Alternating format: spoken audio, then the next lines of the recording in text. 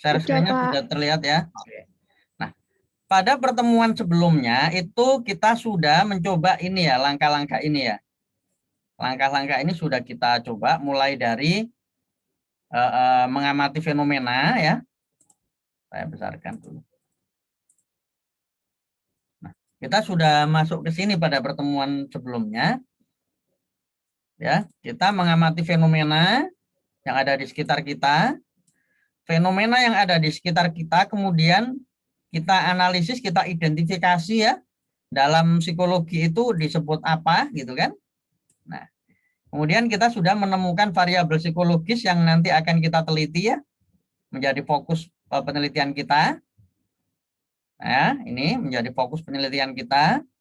Setelah kita sudah menemukan variabel Y atau variabel yang menjadi fokus penelitian ya, variabel Y atau variabel yang menjadi fokus penelitian, variabel Y juga bisa disebut variabel tergantung. Bisa juga disebut variabel dependent variable kalau dalam bahasa Inggrisnya. Dependent variable ya.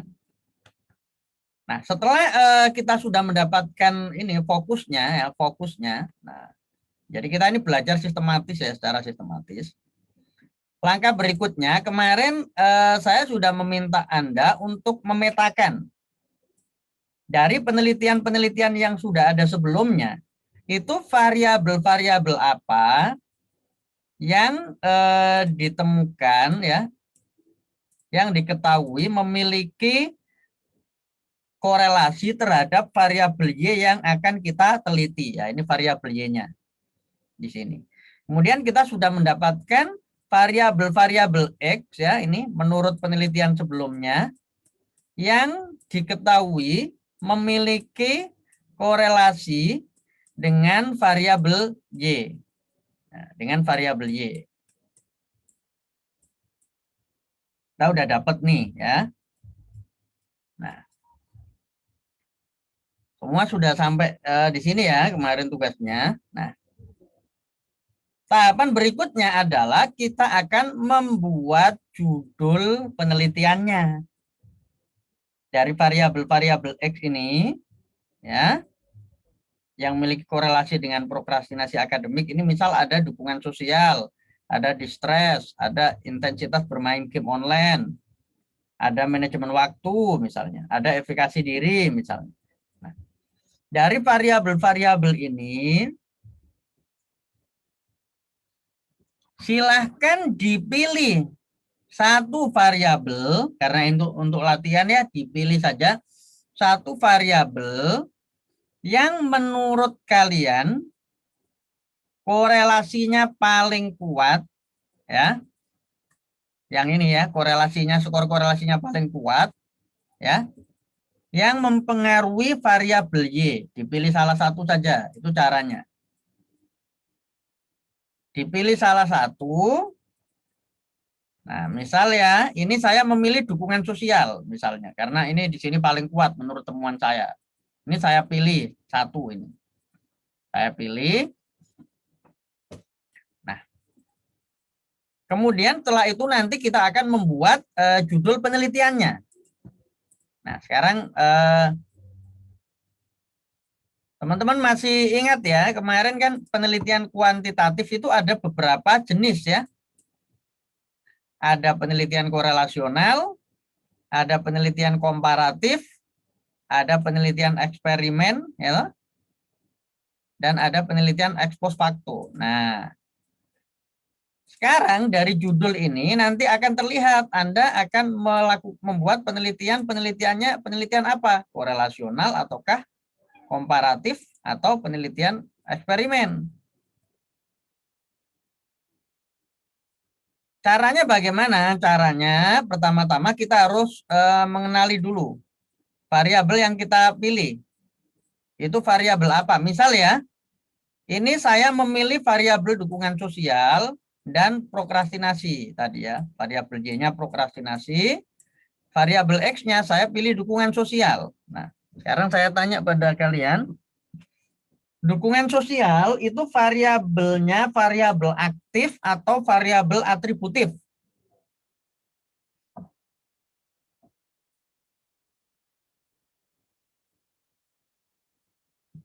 Masih ingat ya, ada variabel aktif, ada variabel atributif. Dukungan sosial variabel apa?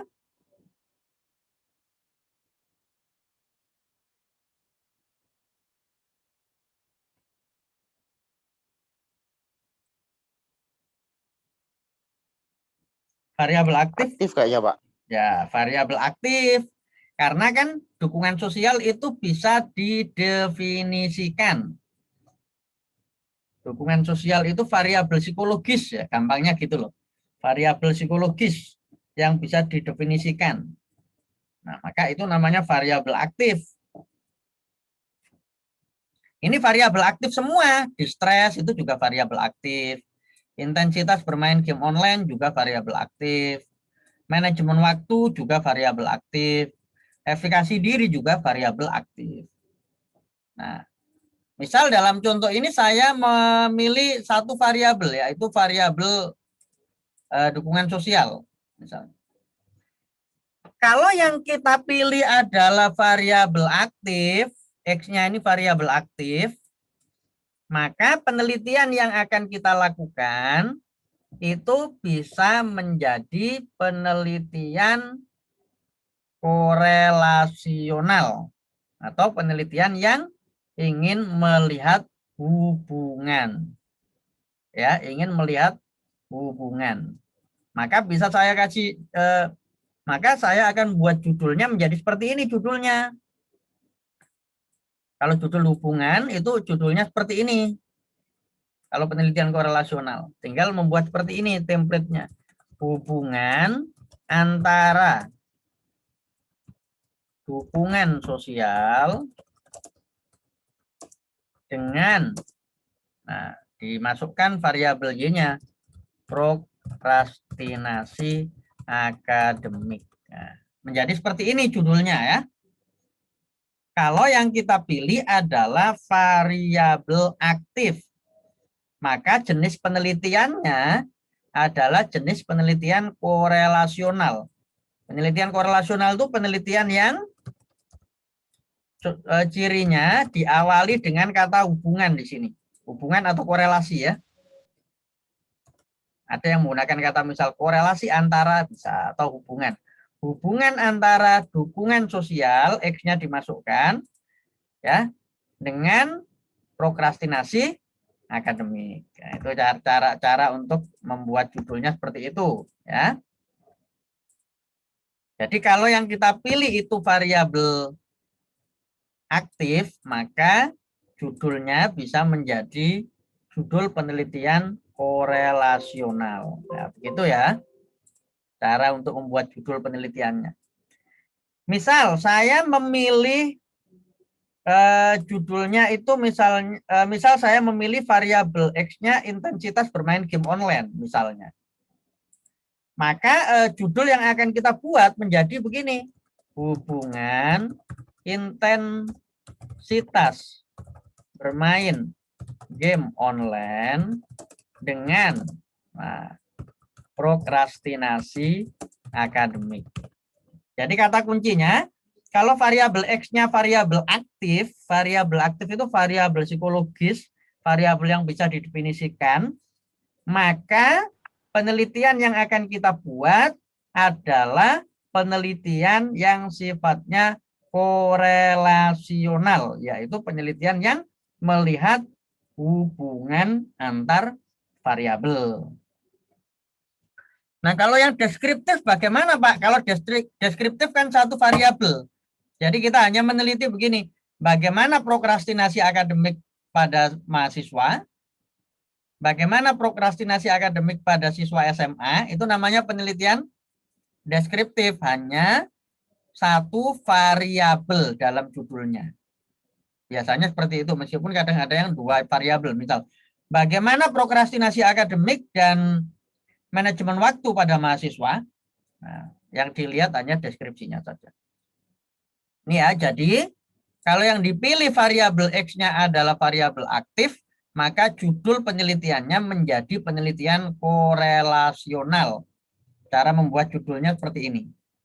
Ya. Oke. Sampai di sini ada pertanyaan?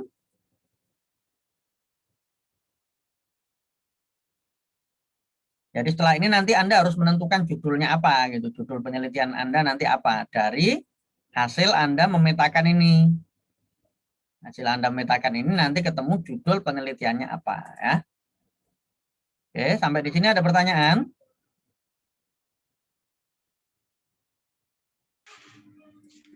Berarti kalau seandainya itu cuma apa variabel y saja itu berarti cuma nggak hubungan Pak ya? Itu apa deskriptif berarti Pak ya? Ya, kalau misal Misal hanya Y kayak mau saja. meneliti Ya. rasa malu gitu. Itu boleh berarti Pak tapi. Tapi untuk tugas ini nanti karena menyesuaikan dengan skripsi nanti kan tidak boleh penelitian deskriptif ya. Jadi setidak-tidaknya nanti buat judul yang sifatnya korelasional ya. Maksudnya yang deskriptif tidak boleh ya. Deskriptif tidak boleh. Jadi judulnya harus korelasional, komparatif atau eksperimen, gitu ya.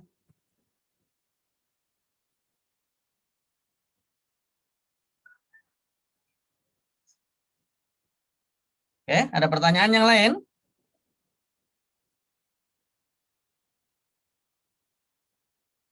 Saya izin bertanya, Pak. Ya, silakan. Ini misalnya apa mau ngambil nilai yang nggak terbesar gitu nggak apa-apa.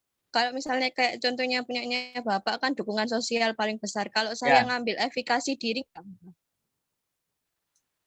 Kalau misal mengambil yang tidak terbesar itu boleh saja dengan catatan korelasinya itu signifikan ya. Kan kadang kita menemukan yang nggak signifikan juga ya. Signifikan atau setidak-tidaknya itu korelasinya yang di atas 0,30. Alasannya apa? Alasannya supaya penelitian yang kita lakukan itu memiliki manfaat yang besar. Kalau korelasinya kecil kan penelitian yang kita lakukan manfaatnya kecil. Gitu ya. Nah, atau boleh juga misalnya peneliti itu menggabungkan lebih dari satu variabel. Kalau tadi kan contoh yang sederhana. Bisa juga misal mengambil X-nya itu 2. Katakan misal saya mengambil dukungan sosial dan efikasi diri misal. Nah, maka judulnya nanti menjadi hubungan antara dukungan sosial dan efikasi diri dengan prokrastinasi akademik. Nah, kalau contoh yang barusan saya buat ini, mengapa variabel X-nya kita memilih 2? Karena biasanya penelitian misalnya skripsi itu kita dituntut membuat penelitian yang belum banyak dilakukan. Nah, misalnya nih, ternyata yang meneliti hubungan dukungan sosial dengan prokrastinasi ini sudah banyak. Yang meneliti hubungan efikasi diri dan prokrastinasi juga sudah banyak. Maka Anda menggabungkan supaya penelitian yang dilakukan itu berbeda dengan penelitian sebelumnya. Jadi Anda gabungkan hubungan dukungan sosial dan efikasi diri dengan prokrastinasi akademik. Nah, istilahnya dalam penelitian itu, penelitian yang akan Anda lakukan memiliki kebaruan, memiliki perbedaan, memiliki manfaat yang berbeda dengan penelitian yang sudah ada sebelumnya. Tapi untuk latihan ini, misalnya bisa saja dipilih satu variabel saja, variabel X saja, satu variabel X. Tapi nanti untuk misalnya mengerjakan skripsi, Anda bisa saja mengambil variabel X-nya itu lebih dari satu, supaya penelitian Anda memiliki kebaruan. Itu ya Mbak Amalia. baik Pak, terima kasih. Nah, yang lain ada pertanyaan, silakan. Kalau bingung jangan segan-segan untuk bertanya ya.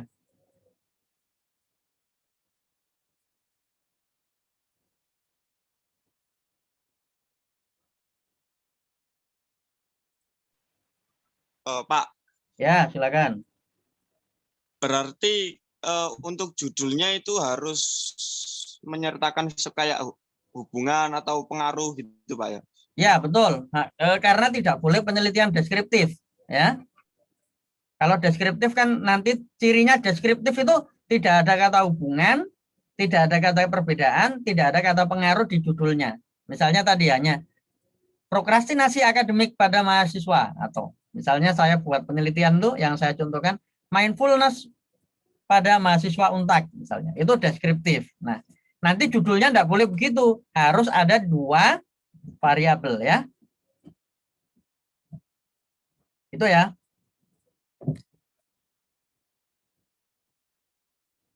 Nah, ini tadi penelitian korelasi yang baru saja saya contohkan, korelasional. Kalau yang kita pilih adalah variabel aktif. Nah, misalnya nih, misalnya saya menemukan di sini ada teori atau penelitian yang mengkaitkan di sini misalnya melihat prokrastinasi akademik ini dari misalnya jenis kelamin, misal nih ini hanya contoh.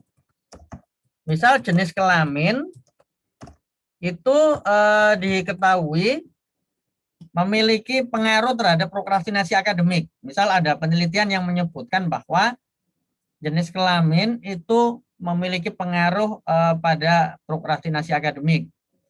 Misal ada yang menemukan bahwa laki-laki dan perempuan itu berbeda, prokrastinasi akademik pada laki-laki dan perempuan itu berbeda. Misal ini variabelnya jenis kelamin. Terus misal ada lagi yang mengatakan bahwa lingkungan sekolah itu juga mempengaruhi prokrastinasi akademik. Misal ini contoh ya, contoh. Nah, sekarang saya tanya, jenis kelamin variabel apa? Aktif atau atributif?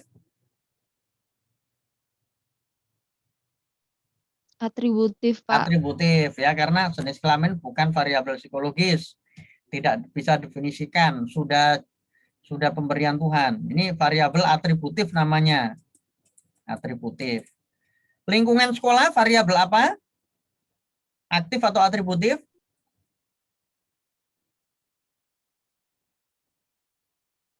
Aktif, Pak. Aktif, Pak. Aktif ya. Nah, lingkungan berarti atributif ya, bukan variabel psikologis ya. Nah, maka kita bisa buat judulnya seperti ini. Kalau misal saya pilih jenis kelamin. Nah, kalau yang saya pilih variabel atributif, maka tidak bisa membuat judul dengan penelitian korelasional, tidak bisa membuat judul dengan hubungan. Jadi kalau variabel X-nya yang kita pilih variabel aktif, kita akan buat penelitian korelasional tadi. Kalau yang kita pilih variabel X-nya adalah variabel atributif, maka kita akan buat penelitiannya penelitian komparatif. Ya, yang akan kita buat adalah penelitian komparatif. Komparatif maka judulnya nanti menjadi begini. Jadi perbedaan ya kata depannya kalau komparatif. Perbedaan prokrastinasi akademik. Nah, ditinjau dari jenis kelamin. Nah, judulnya menjadi seperti itu. Jenis kelamin kan otomatis ada laki-laki dan perempuan, ya. Atau judulnya bisa seperti ini, judul bunyinya juga bisa. Perbedaan prokrastinasi akademik antara laki-laki dan perempuan. Seperti itu. Nah, misal yang kita pilih lingkungan sekolah, karena lingkungan sekolah variabel atributif, maka kita juga bisa buat judul misal seperti ini. Perbedaan prokrastinasi akademik ditinjau dari lingkungan sekolah. Atau bisa langsung disebut seperti ini. perbedaan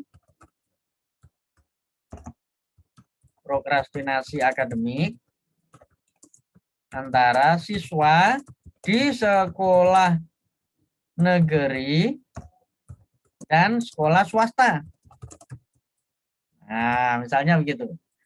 Atau bisa juga perbedaan prokrastinasi akademik antara siswa di kota dan di desa, misal. Nah, jadi yang perlu diingat adalah kalau variabel X yang Anda pilih variabel aktif, maka judulnya penelitiannya adalah penelitian korelasional. Kalau yang dipilih variabel X-nya variabel atributif, jenis kelamin, lingkungan, tingkat sosial ekonomi, tinggi badan, ya misalnya berat badan. Nah, maka judul yang dibuat adalah judul penelitian komparatif. Cirinya penelitian komparatif diawali dengan kata perbedaan di awal judul. Oke. Sampai di sini ada pertanyaan? Pak, saya mau bertanya, Pak. Ya, silakan. Kalau variabel X-nya itu ada yang dari variabel aktif sama gabungan dari variabel atributif, itu bisa apa enggak, Pak? Kira-kira. Bisa, tapi berarti nanti penelitian kamu akan memiliki dua jenis penelitian sekaligus. Misal begini ya, perbedaan misalnya begini, hubungan antara dukungan sosial dan prokrastinasi akademik ditinjau dari jenis kelamin. Misalnya contohnya yang kamu pilih apa? Variabel X-nya, apa dan apa?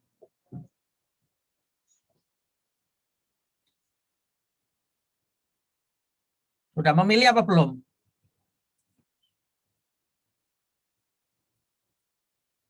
Belum, Pak. Belum, baru misal ya. Nah, boleh, tapi nanti judul penelitiannya menjadi tadi seperti itu.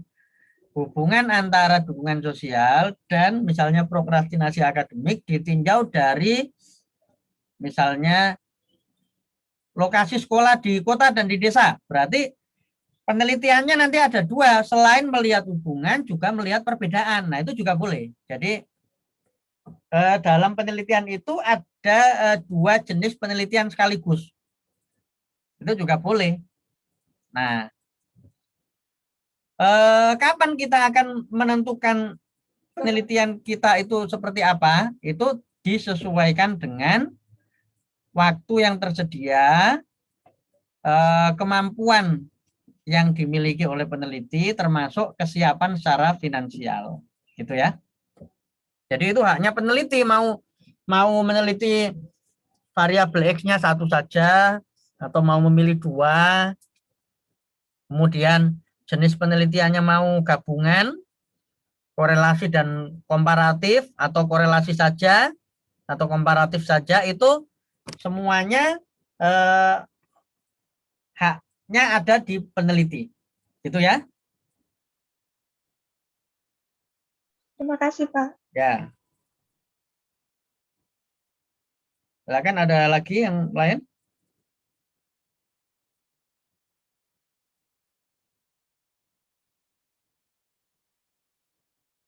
Bisa difahami sampai di sini?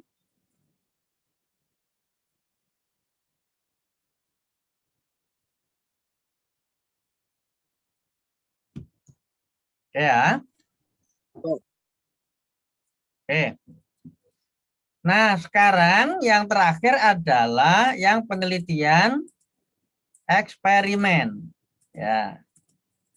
Nah, kalau eksperimen itu bagaimana? Nanti akan kita bahas lebih dalam lagi ya di kajian ketika kita nanti bahas penelitian eksperimen. Kalau penelitian eksperimen itu penelitian yang levelnya paling tinggi. Yang paling tinggi artinya apa? Penelitian eksperimen itu penelitian yang boleh dilakukan kalau sudah ada penelitian korelasional sebelumnya. Contoh, sudah ada yang meneliti bahwa manajemen waktu memiliki hubungan dengan prokrastinasi akademik. Manajemen waktu memiliki hubungan dengan prokrastinasi akademik. Lalu Anda mau melakukan penelitian eksperimen. Nah, maka penelitian eksperimennya itu menjadi seperti ini. Jadi seperti ini penelitian eksperimennya. Penelitian eksperimen diawali kata pengaruh ya. Pengaruh, pelatihan, apa ini tadi? Manajemen waktu ya. Pelatihan manajemen waktu terhadap sambungannya. Kalau pengaruh terhadap, kalau korelasi dengan ya. Terhadap prokrastinasi akademik. Nah, ini penelitian eksperimen namanya. Pengaruh pelatihan manajemen waktu terhadap prokrastinasi akademik. Jadi tahapannya tetap sama. Pertama, dipilih dulu variabel X-nya yang mana. Baru nanti yang berikutnya ditentukan intervensinya. Intervensi apa yang mau diberikan. Contoh, saya memilih variabelnya efikasi diri. Kalau mau jadi penelitian eksperimen, berarti judulnya menjadi gimana?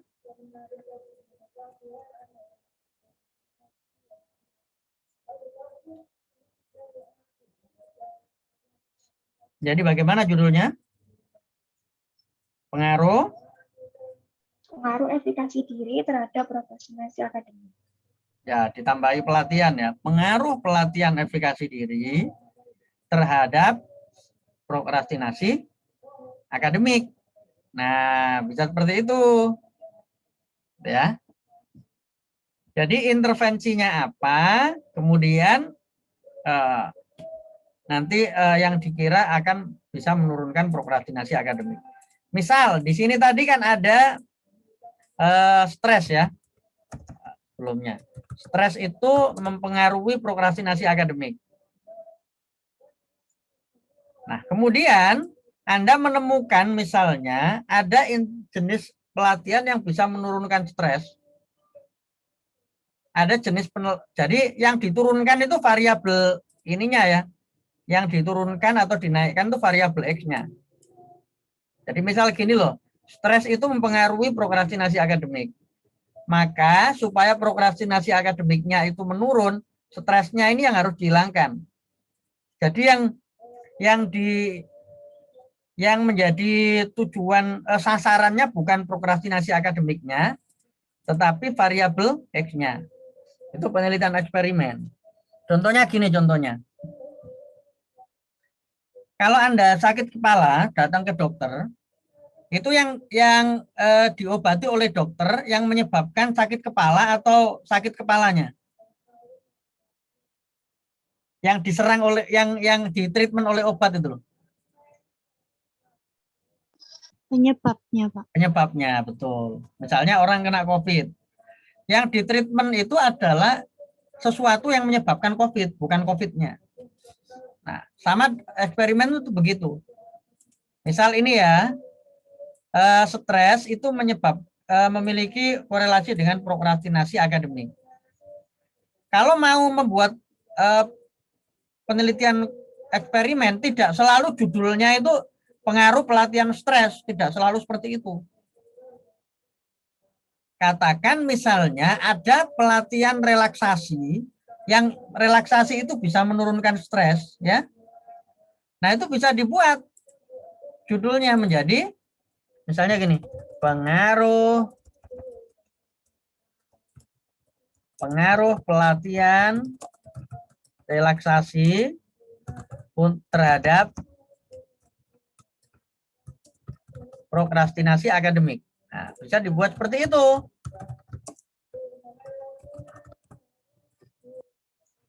Nah, kenapa kok yang dipilih pelatihan relaksasi?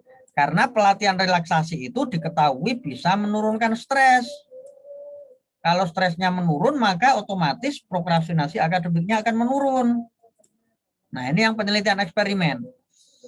Jadi pelatihan yang dibuat itu tidak harus selalu bunyinya sama dengan variabel X-nya. Ya. Tidak harus sama. Ya.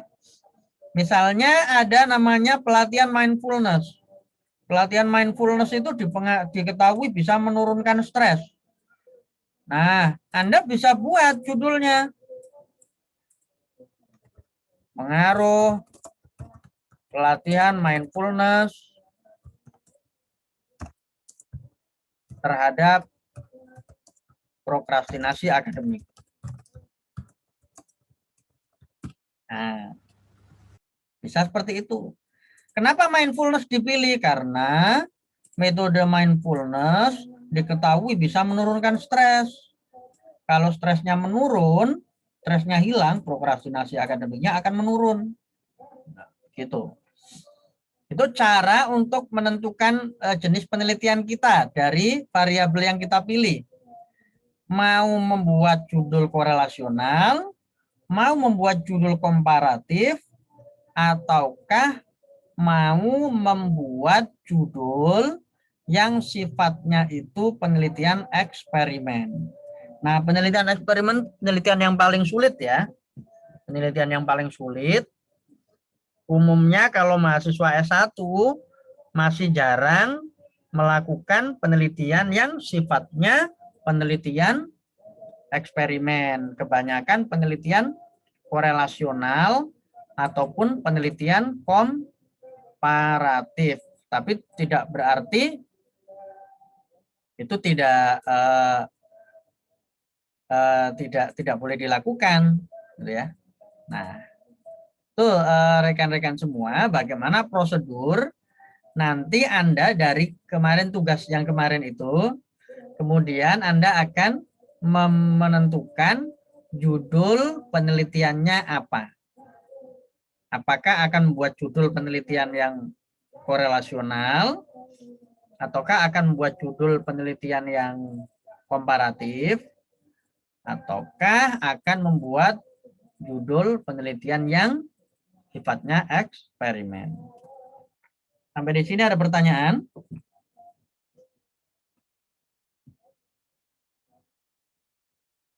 Pastikan sudah tidak bingung lagi nanti membuat judulnya ya.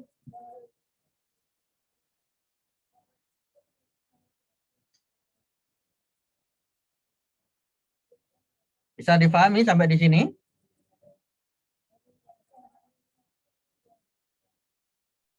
Bisa, Pak. Bisa ya? Bisa, Pak. Oke. Nah, jadi tugasnya yang dikumpulkan minggu depan adalah yang pertama, Anda menentukan judul penelitiannya, ya. Menentukan judul penelitiannya. Menentukan judul penelitiannya apa. Jadi supaya seragam saja yang dikumpulkan minggu depan itu mulai tugas pertama, karena mungkin boleh ada perbaikan ya. Jadi mulai mengamati fenomena, terus menentukan variabelnya, kemudian membuat peta variabel yang mempengaruhi, kemudian menjadi judulnya judul apa. Tuh ya. Jadi yang dikumpulkan mulai tugas pertama dijadikan satu file, diurut ya. Diurut dari yang awal sampai yang akhir. Oke. Nah, setelah Anda tadi sudah menentukan judulnya, jadi yang dikumpulkan minggu depan tidak hanya judul saja ya.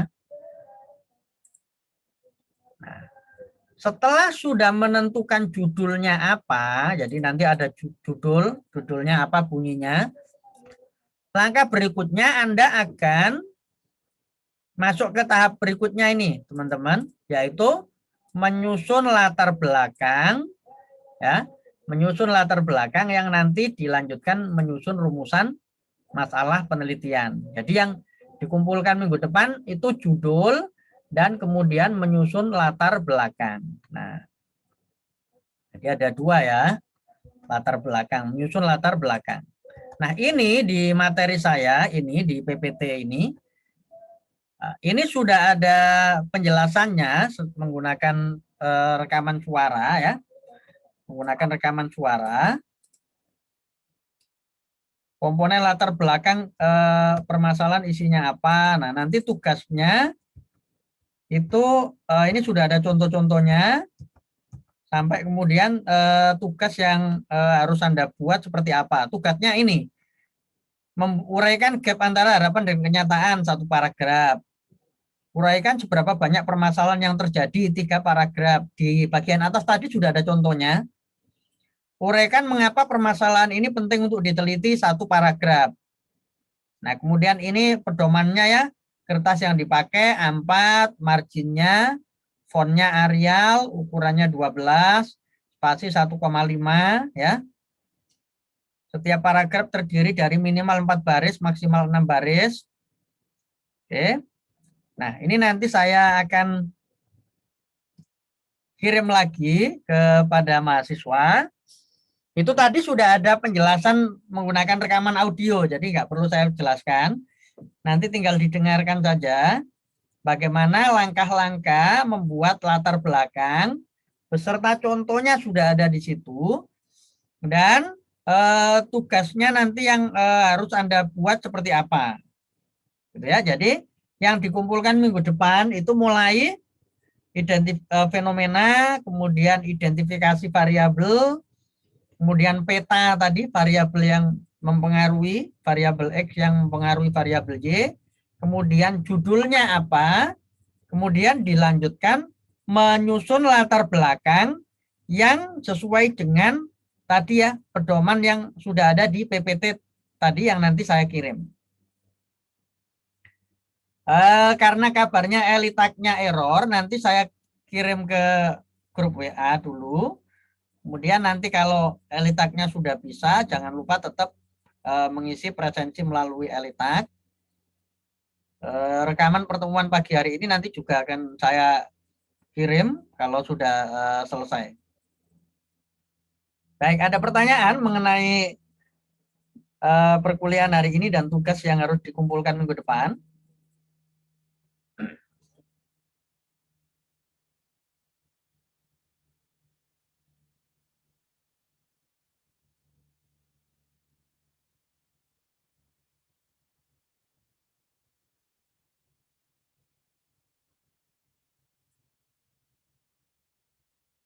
Ya, sudah cukup jelas?